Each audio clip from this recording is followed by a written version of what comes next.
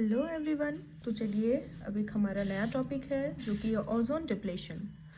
Ozone layer is a vital component of the Earth's stratosphere located approx between 15 to 35 kilometre above the Earth's surface। Ozone layer एक बहुत ही vital मतलब important component है अर्थ के stratosphere के। अर्थ में आपको पता होगा अलग अलग लेयर होता है, तो उसमें जो स्ट्रेटोस्फेयर में प्रेजेंट होता है ओजोन, जो कि लगभग 15 टू 35 किलोमीटर अबव होता है अर्थ सरफेस से।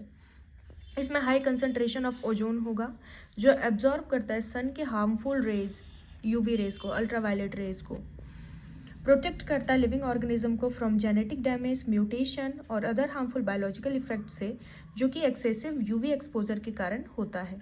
ठीक है। Ozone layer has been the undergoing significant depletion due to human activities. पर इन दिनों ह्यूमन के कुछ एक्टिविटीज़ के कारण, जैसे CFC वगैरह, ऑटोमोबाइल का एक्सेसिव यूज़ के कारण ओजोन लेयर में होल होने लगे हैं, ओजोन का डिप्लेशन होने लगा है। ओजोन डिप्लेशन क्या होता है? It refers to the thinning of the ozone layer. मतलब ओजोन लेयर को का जो एक डायमीटर है, जो उसका एक विड्थ है, वो बिल्कुल पतला होने लगा है। इस कारण से उसी को हम लोग ओजोन डिप्लेशन कहते हैं। Primarily caused by human made chemicals, खासकर जो ह्यूमन मेड केमिकल्स है CFC, क्लोरोफ्लोरोकार्बन्स के कारण हो रहा है। ओजोन लेयर प्रोटेक्ट करता है life on earth by absorbing harmful UV rays. ठीक है।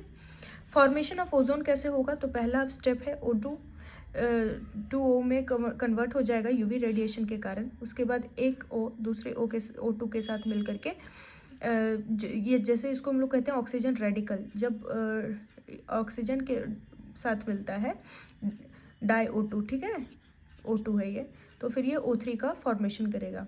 ओजोन मॉलिक्यूल कॉन्टिन्यूसली फॉर्म और decompose in a dynamic and equilibrium known as Chapman cycle. ये हो सकता है आपको पूछ दे, उसमें MCQs में आ जाए कि चैपमैन साइकिल क्या है। तो ये हो सकता है कि ओजोन मॉलिक्यूल जो कॉन्टिन्यूसली फॉर्म हो रहे हैं ना और डिकम्पोज हो रहे हैं, उस वो जो एक बिल्कुल रेगुलर वे में चलता रहता है, उसको हम लोग चैपमैन साइकिल को कहते हैं।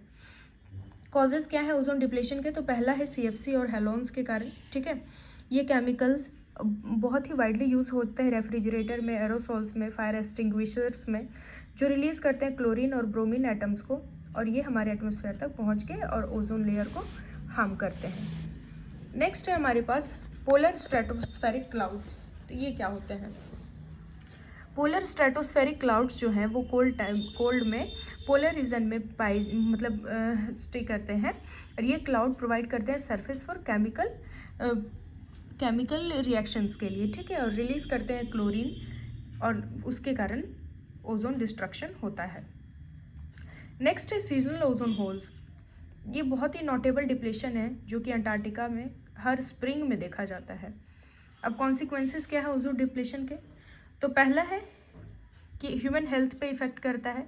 UVB मतलब अल्ट्रावायलेट बी के रेडिएशन के कारण बहुत सारे केसेस ऐसे आते हैं कि स्किन कैंसर होने के कारण, कैटरेक्ट के कारण, मतलब कैटरेक्ट हो जाते हैं, या फिर इम्यून सिस्टम हमारा सप्रेस कर जाता है, मतलब हमारे इम्यून सिस्टम पे भी हार्मफुल इफेक्ट आता है।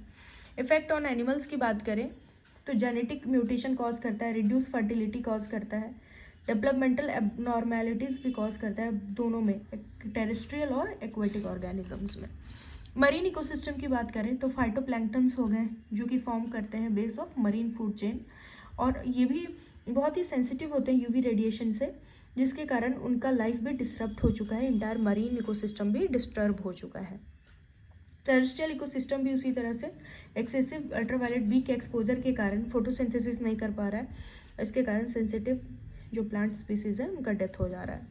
उसके बाद है मटेरियल डिग्रेडेशन। तो मटेरियल डिग्रेडेशन में भी यूवी एक्सपोजर को इंक्रीज होने के कारण हमारे जो पॉलीमर है वो डिग्रेड हो रहे हैं, पेंट्स, पॉलीमर्स और बिल्डिंग मटेरियल्स। कंट्रोल मेजर की बात करें तो मॉन्ट्रियल प्रोटोकॉल लाया गया था, एक इंटरनेशनल ट्रीटी जो 1987 में आया था। ये भी हो सकता है आपको MCQ में दे दे। ठीक है। जिसके कारण हमारा जो ओजोन डिप्लेटिंग सब्सटेंस है उसको रिमूव करने के लिए कहा गया था। और भी बात करें तो सब्सटीट्यूट लाने के लिए बोला गया CFC कि CFC अगर हमारे ओजोन के लिए हार्मफुल है तो उसका आप कोई सब्सटीट्यूट लाइए, उसका कोई अल्टरनेटिव लाइए। ठीक है। तो इसके कारण क्लोरोफ्लोरोकार्बन्स HCF और हाइड्रोफ्लोरोकार्बन्स को डेवलप करने के लिए कहा गया। Monitoring and research, continuous assessment के हेल्प से ओजोन लेयर की रिकवरी के लिए हमेशा मॉनिटर किया गया कि कहाँ पे थिनिंग हो रहा है, कैसे इसको हम लोग रिकवर कर सकते हैं।